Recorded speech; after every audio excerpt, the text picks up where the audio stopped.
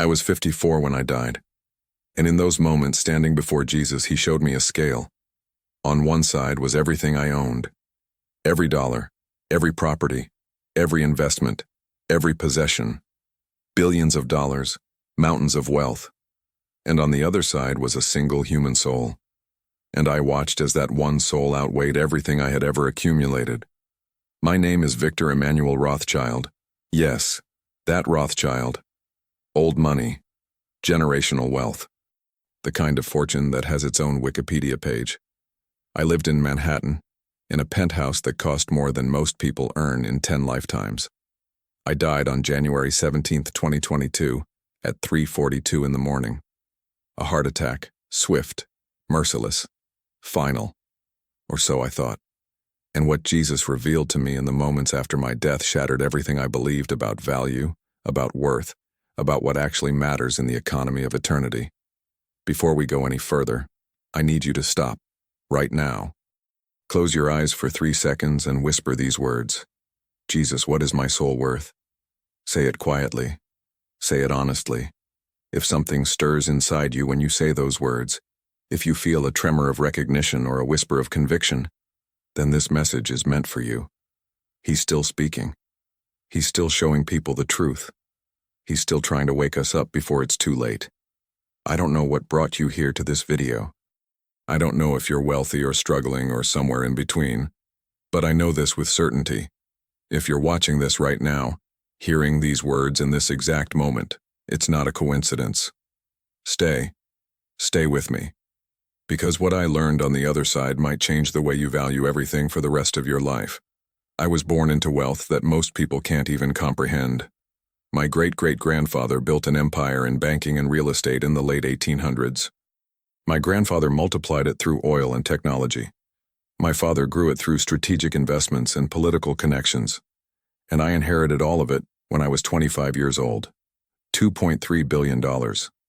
That was my starting point. Not my goal. My inheritance. Most people spend their entire lives trying to make their first million. I woke up one morning with billions and a responsibility to grow it. And I did. By the time I was 54, that 2.3 billion had become 8.7 billion. I didn't just maintain wealth. I dominated. I conquered. I devoured. I bought companies. I destroyed competitors. I manipulated markets. I exploited loopholes. I leveraged connections. I made money while I slept, while I ate, while I vacationed on my private island. Money made money. And I was the maestro conducting the symphony of capitalism. I had everything money could buy. Not one home. 7. A penthouse in Manhattan with views of Central Park that made visitors weep. A estate in the Hamptons. A villa in the south of France. A chalet in the Swiss Alps. A beach house in Malibu. An apartment in London. A compound in Dubai. Each one worth tens of millions. Each one staffed with people whose job was to make sure I never had to lift a finger. I had cars. Not a car. Cars. Plural. A collection worth $40 million. Bugattis. Ferraris. Rolls-Royces. McLarens. Vintage Porsches. I had a private jet. A yacht. Multiple yachts, actually. The largest one was 200 feet long with a helicopter pad and a submarine. Yes. A submarine. Because why not? I had art on my walls that belonged in museums. Picasso's, Monet's, Rothko's, not prints, originals. I had a wine collection worth $3 million. Bottles from the 1800s that I never drank because they were investments, not beverages. I had watches worth more than most people's houses. Patek Philippe, Audemar's Piguet, Richard Mille. I changed watches like most people change socks. I wore suits that cost $15,000 each, shirts that cost $800, shoes that cost $3,000. Everything I touched was the best, the most expensive, the most exclusive, the most elite, because I could afford it, because I deserved it, because that's what successful people did. I had power, real power, the kind that opens doors and silences opposition. I had senators on speed dial, CEOs who took my calls immediately, judges who owed me favors, media moguls who shaped narratives to protect my interests. When I spoke, markets moved. When I invested, industries shifted. When I made a decision, thousands of people felt the ripple effect. And I loved it. I loved the control, the influence, the feeling of being untouchable. I had a wife, Victoria, beautiful, elegant, perfect for the image. We'd been married for 28 years. She came from old money too. Our marriage was more merger than romance, a strategic alliance between two powerful families. We looked perfect together in photographs, at galas, at charity auctions where we donated millions for tax deductions and good PR. But we were strangers. We lived in the same penthouse but occupied different wings. We attended events together but rarely spoke beyond pleasantries. I couldn't tell you what she cared about, what kept her up at night, what made her happy or sad, because I never asked, because I didn't care, because she was part of the portfolio, the image, the brand. I had children, 3 of them, a son, Alexander, who was 31 and worked in the family business because that's what was expected, a daughter, Gabrielle, who was 28 and spent her time shopping in Paris and posting on Instagram, another son, Christian, who was 24 and was still in graduate school, pretending to get an MBA but really just partying on my money.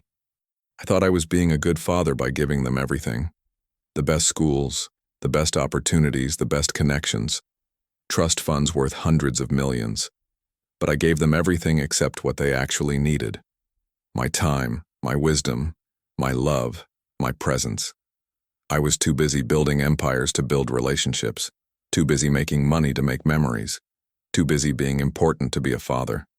I told myself they understood, that they appreciated the lifestyle I provided, that they were grateful. But deep down, in moments of rare honesty, I knew they didn't respect me. They saw me as a bank account, a resource to exploit, a name to leverage, not a father, not a person, just a source of money. And I had made them that way. My faith was non-existent. I was raised nominally Christian, baptized as an infant, confirmed as a teenager. But it was all ceremony, all tradition, all empty ritual with no meaning. I went to church maybe once a decade. Christmas Eve at some prestigious cathedral where wealthy people went to be seen. I sat in the back. I wrote a large check to the building fund. And I felt nothing. God was irrelevant to my life. I didn't need him. I had money. I had power. I had control. What could God offer me that I couldn't buy for myself?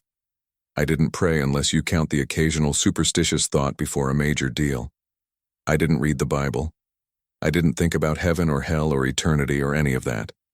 It was for weak people, for people who needed comfort, for people who couldn't handle the harsh reality of life. I was above that. I was beyond that. I was self-made, self-sufficient, self-reliant. Or so I thought.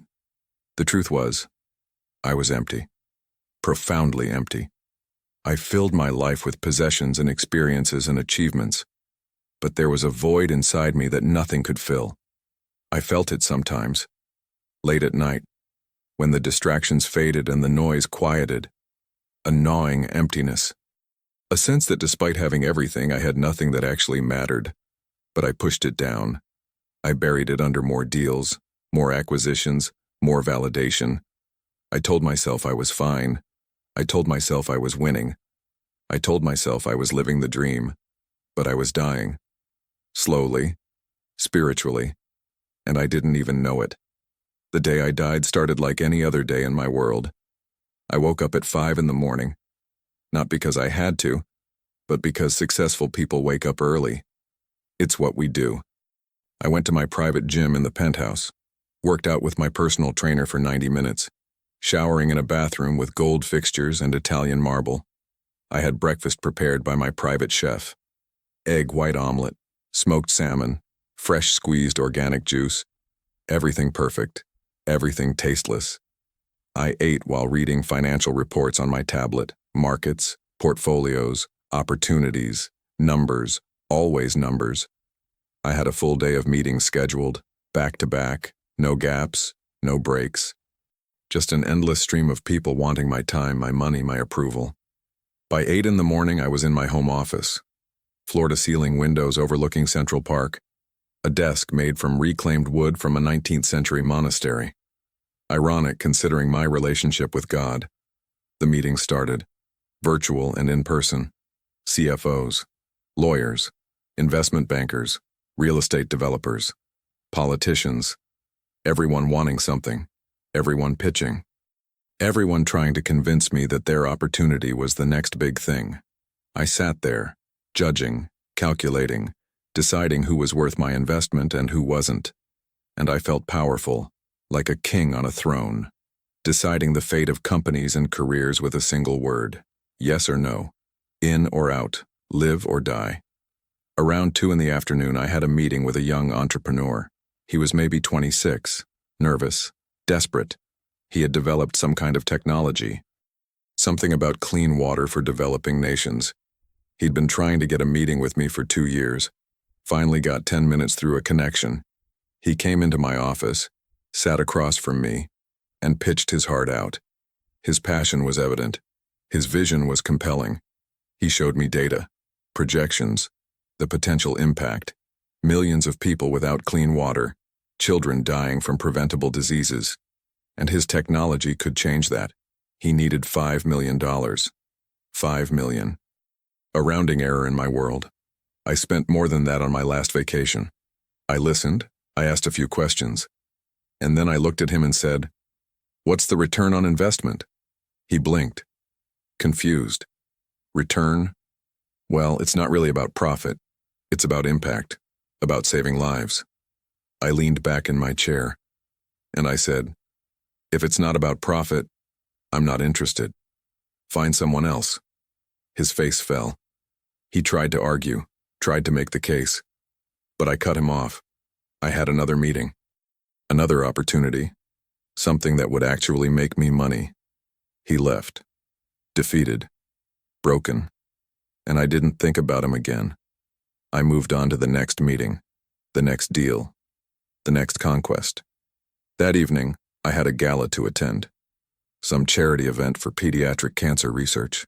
I didn't care about pediatric cancer, but it was good PR, good optics, rich people doing good things. I wore a tuxedo that cost $12,000. Victoria wore a dress that cost $30,000 and jewelry worth over $1 million. We arrived in a limousine, walked the red carpet, smiled for photographers, donated $250,000, got our name on the donor wall, and spent the evening drinking expensive champagne and making small talk with other wealthy people who also didn't care but wanted to be seen caring. We got home around midnight. Victoria went to her wing of the penthouse. I went to mine. I poured myself a glass of scotch, 50-year-old single malt, worth $5,000 a bottle. I stood at the window, looking out at the city, the lights, the buildings, the empire I had conquered, and I felt nothing, just emptiness. I went to bed around 1 in the morning, alone in a bed that could fit 6 people. Egyptian cotton sheets, silk pillows, everything luxurious, everything hollow. I fell asleep thinking about the next day's meetings, the next deals, the next acquisitions. And then at 3:42 in the morning I woke up, but not really. My eyes opened, but I couldn't breathe. My chest was on fire, pain, excruciating pain, like someone was crushing my ribs with a vice. I tried to reach for my phone, for the emergency button beside my bed, but my arm wouldn't move. My body was shutting down, and I knew. This was it. This was the end. I thought about calling for help, but I couldn't speak. I thought about my wealth, my empire, my legacy, and I realized none of it mattered. None of it could save me. I was dying, and I was terrified. And then, silence. The pain stopped. The fear vanished. And I was standing, looking down at my body in the bed, mouth open, eyes wide, already gone. And I felt a strange detachment, like watching a movie. That's not me, I thought. That can't be me. But it was. The bedroom began to dissolve. The walls became transparent. The furniture faded. And I was somewhere else. Somewhere vast, infinite, empty. Just space. Endless space. And I was alone. And for the first time in my life, I felt small, insignificant, powerless. "Where am I?" I called out. My voice disappeared into the void. "Is anyone there?" And then, light, brilliant, overwhelming, growing from a single point into an all-consuming radiance. And in the center of that light, a figure, walking toward me. And even before I saw his face, I knew who it was. Jesus. He wasn't what I expected. Not soft, not gentle. He was powerful, commanding. His presence was overwhelming. His eyes were like fire, deep, penetrating, seeing everything, every thought, every secret, every sin. And I wanted to run, but I couldn't move. He stopped in front of me, and he said, "Welcome, Victor." His voice was like thunder and whisper all at once. I tried to speak, tried to defend myself, tried to explain, but the words died in my throat. And he looked at me with such sorrow, such disappointment, and he said, "Do you know why you're here?" I shook my head. "I don't understand. I thought I had more time." He smiled. "Sadly, everyone thinks they have more time. But time is a gift, Victor, and you wasted yours." I wanted to argue, to list my accomplishments, my wealth, my success, but standing before him, all of it seemed so small, so meaningless, so utterly worthless. He extended his hand, and he said, "Come, I need to show you something you should have learned while you were alive, but you were too blind to see." I took his hand, and everything changed. We were no longer in the void, we were somewhere else. And what I saw changed everything. It was a room, enormous, infinite, and in the center was a scale, not a physical scale, but something more, something spiritual. And on one side of the scale was everything I owned, every dollar, every property, every investment, every possession, my entire net worth, $8.7 billion. And I could see it all, piled high, mountains of wealth. And on the other side of the scale, a single light, small, flickering, fragile. And Jesus said, "Do you know what that is?" I shook my head. "That, Victor, is a human soul. One soul." And as I watched, the scale tipped, not toward my billions, but toward the soul. The soul outweighed everything, everything I had accumulated, everything I had valued, everything I had spent my life chasing. It was all worthless compared to a single human soul. And Jesus said, "This is what you never understood. This is the truth you ignored. A soul is priceless, eternal, irreplaceable, and you treated them as disposable, as resources to exploit, as obstacles to overcome. You valued money over people, profit over humanity, success over souls. And now I'm going to show you the cost of that choice." The room shifted, and suddenly we were somewhere else. I recognized it immediately. My office, 6 months earlier. And there was the young entrepreneur, the one with the clean water technology. He was sitting across from me, pitching, passionate, desperate, and I was listening, cold, calculating, and I watched myself ask the question, "What's the return on investment?" And I watched his face fall, watched him try to explain that it wasn't about profit, it was about saving lives. And I watched myself dismiss him, send him away. And Jesus said, "Do you want to know what happened to him after that?" I didn't, but he showed me anyway. The young man left my building, defeated, broken. He had been rejected by every other investor. I was his last hope, and I turned him away. He went home to his small apartment, and he cried, and he gave up. He shut down the project, sold his patents to a corporation that shelved the technology because it wasn't profitable enough. And Jesus showed me something else. He showed me a village in Africa. Children walking miles to get water from a contaminated river, getting sick, dying. And he said, "His technology would have saved them, Victor. All of them. But you valued $5 million more than their lives." And I fell to my knees. the weight of it crushing me. "I killed them," I whispered. "No," Jesus said. "You just didn't save them. Because you didn't care. Because their souls had no value to you." The vision shifted. We were in a different place, a different time. My manufacturing plant in Southeast Asia. I'd bought the company 5 years earlier. Cut costs, maximized profits, increased margins by 30%. I was proud of that deal. But Jesus showed me the truth. He showed me the workers, men and women and children working 16-hour shifts in dangerous conditions for $2 a day. He showed me the safety violations I ignored, the equipment I refused to upgrade, the complaints I silenced. And he showed me a moment. A factory fire. It happened 3 years ago. I remember it. A tragedy. 23 workers died, trapped inside because the emergency exits were locked. I had ordered them locked to prevent theft. The company paid out settlements, minimal amounts, barely made a dent in my profits, and I moved on. But Jesus showed me the souls, 23 people, each one precious, each one loved, each one with families and dreams and futures. And he showed me their faces, a young mother with 3 children, a teenage boy saving money for school, a father who had just gotten married. And he said, "You knew those exits were locked, Victor. You knew the building wasn't safe, but you prioritized profit over their lives and they died. And their blood is on your hands." I wept. I screamed. I tried to look away, but I couldn't. I was forced to see, forced to witness, forced to understand the true cost of my choices. The vision shifted again, and now we were in my home, the penthouse, 5 years earlier, and I saw someone I didn't recognize at first. A woman, maybe 60 years old, wearing a simple uniform.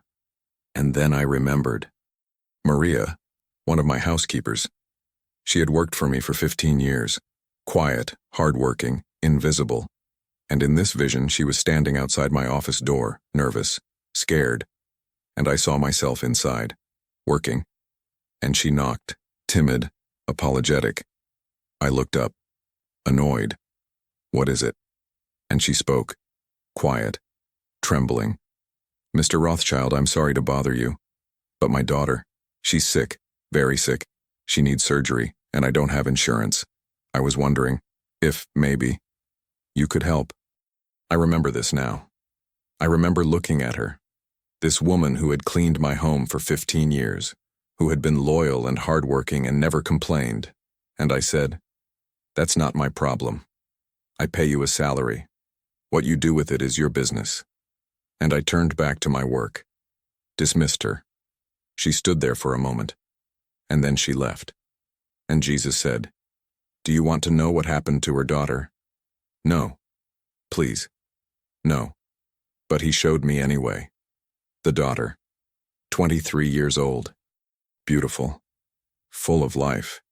She had a tumor, treatable, curable, but she needed surgery that cost $30,000.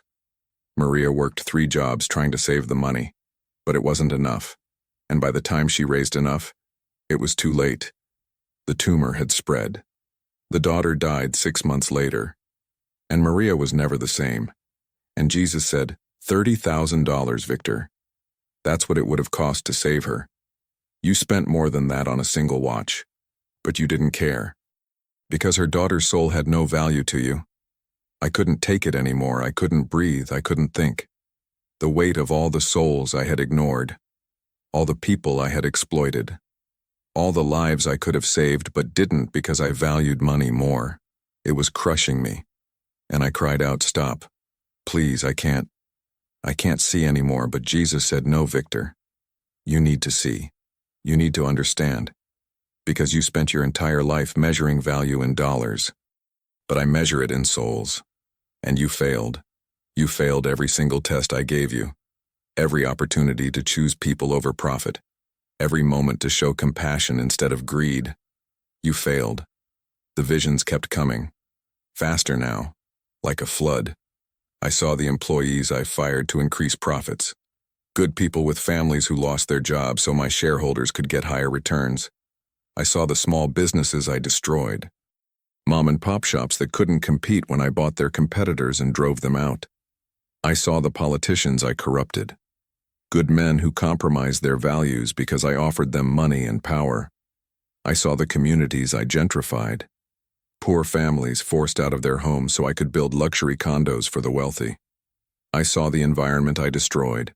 Forests cleared, rivers polluted, wildlife killed. All so I could extract more resources and make more money. And through it all, Jesus kept saying, "Souls, Victor. Souls. Every decision you made affected souls. And you never cared. You never even thought about it. Because to you, people weren't souls. They were resources, numbers, tools to be used and discarded. And that was your greatest sin." I collapsed, broken, undone. And I said, "What is the price of a soul?" And Jesus knelt beside me. And he said, "Every soul is priceless, Victor. Infinite. Worth more than all the wealth in the world." And I proved it. I left heaven. I took on flesh. I lived as a human. I suffered. I was betrayed. I was tortured. And I died. The most agonizing death imaginable. For one reason: to save souls. Not just some souls. Not just good souls. All souls. Every single person on earth is worth my blood, my sacrifice, my love. That's the price of a soul. And you treated them as worthless. And I wept, because I finally understood. I had spent my entire life chasing things that had no value, and ignoring the only things that did. And I looked at Jesus and I said, "I'm sorry, I'm so sorry. I wasted everything. I destroyed everything. I failed. I don't deserve forgiveness. I don't deserve mercy. I deserve hell." And he looked at me with eyes full of love. And he said, "You're right. You don't deserve it. None of us do. That's why it's called grace. And that's why I'm sending you back. No, I can't go back. I can't face what I've done." And he said, "You have to. Because your story isn't finished.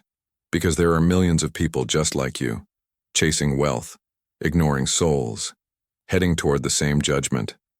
And I need you to warn them. I need you to tell them what you learned.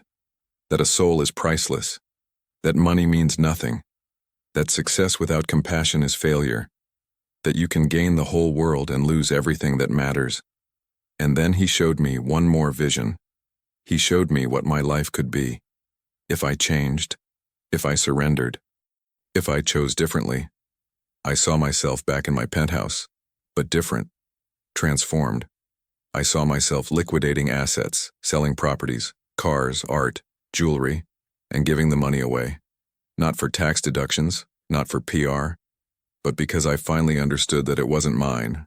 It was a trust, a gift, a tool to be used for good. I saw myself funding that young entrepreneur, his clean water technology. And I saw villages transformed, children living, families thriving. Because of one decision. I saw myself reopening the factory, upgrading the equipment, raising wages, improving conditions, treating workers like human beings, like souls. And I saw their lives change, dignity restored, futures secured. I saw myself finding Maria, the housekeeper I had dismissed, and apologizing, and paying for her daughter's treatment. Wait, but she already died. And Jesus said, "In your timeline, yes. But if you change, if you go back and make different choices, the timeline changes. The future changes. That's the power of redemption." I saw myself with my family, really present, really engaged, having conversations, sharing meals, building relationships, and I saw them slowly trust me again, slowly forgive, slowly heal.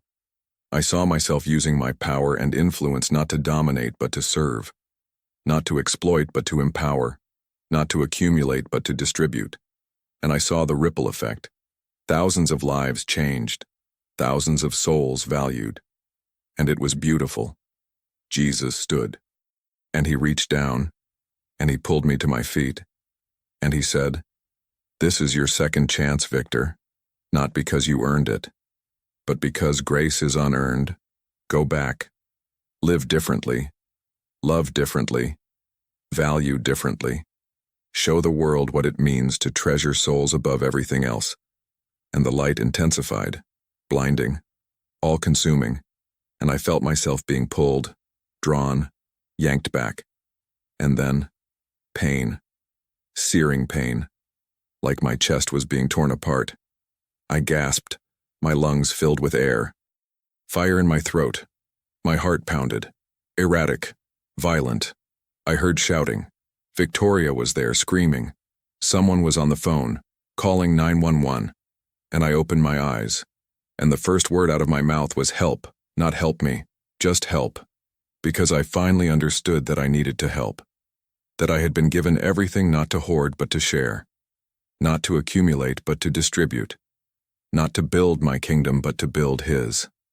I spent 3 days in the hospital. The doctor said it was a miracle, that I shouldn't have survived, that my heart had stopped for almost 4 minutes, but there I was, alive, changed, forever different. The first thing I did when I got home was call an emergency meeting. My lawyers, my accountants, my advisors, and I said, we're liquidating 50% of everything. They thought I was insane. The heart attack had damaged my brain. But I was firm. 50%. Sold, donated, distributed, and we're going to use it to save souls. I found that young entrepreneur, the clean water guy. Took me 2 weeks. I called him, set up a meeting. When he walked into my office, he looked terrified. Probably thought I was going to sue him or something, but I stood up. I walked around the desk, and I said, I'm sorry, I was wrong. Your project, I want to fund it, all of it. He stared at me, confused, suspicious. Why?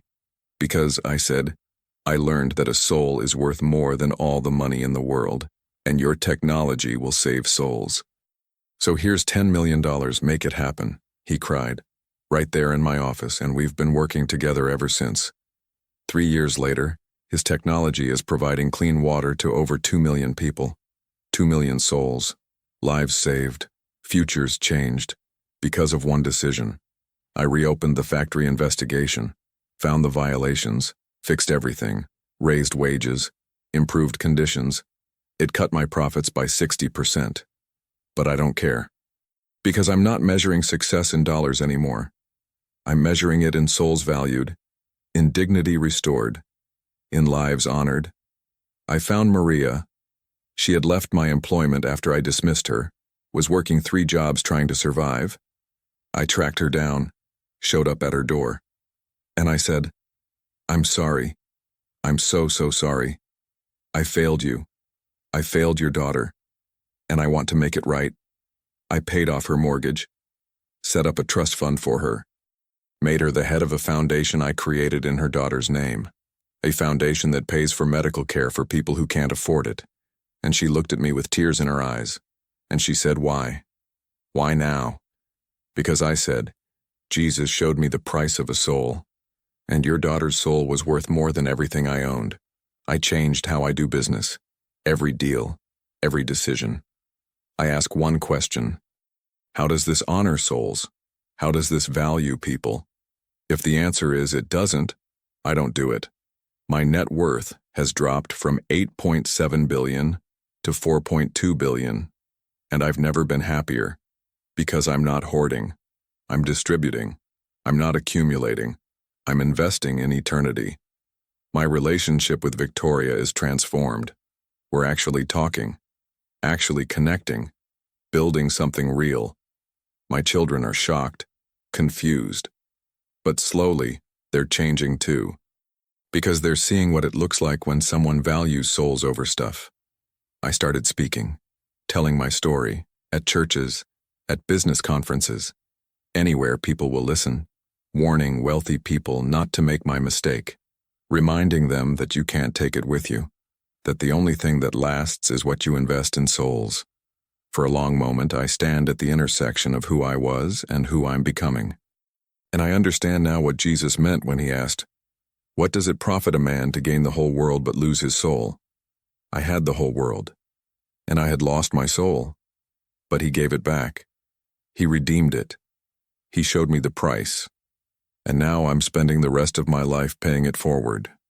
If this story has stirred something in you, if you felt that flutter when you asked Jesus what your soul is worth, then I need you to do something. Write these words in the comments. Priceless soul. Not for me, not for the algorithm, but as a declaration, as a commitment, as a moment where you say, I will value souls over money. I will choose people over profit. I will live for what lasts.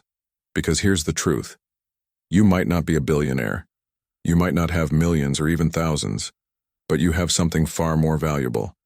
You have a soul, and you have the ability to value other people's souls, to see them, to honor them, to love them. And that's what Jesus is asking. Not how much money you make, but how much love you show. Not what you accumulate, but what you give away. Not your net worth, but your soul's worth. I stood before Jesus. I saw the scale. I watched as a single soul outweighed my entire empire. And I learned the most important lesson of my life. A soul is priceless. Every soul, including yours. And the question isn't what is your soul worth? The question is, what are you doing with it? Are you investing it in things that fade, or in things that last? Are you chasing wealth, or chasing souls? Are you building your kingdom, or his? Heaven is watching, Jesus is waiting, and the price has already been paid, not in dollars, but in blood. The blood of the one who proved once and for all that a soul is worth everything. Don't waste yours. Don't wait until you're standing before him to learn what I learned. Choose now. Value souls now. Live for what lasts now. Priceless soul. Write it, declare it, live it, and discover the only wealth that echoes into eternity.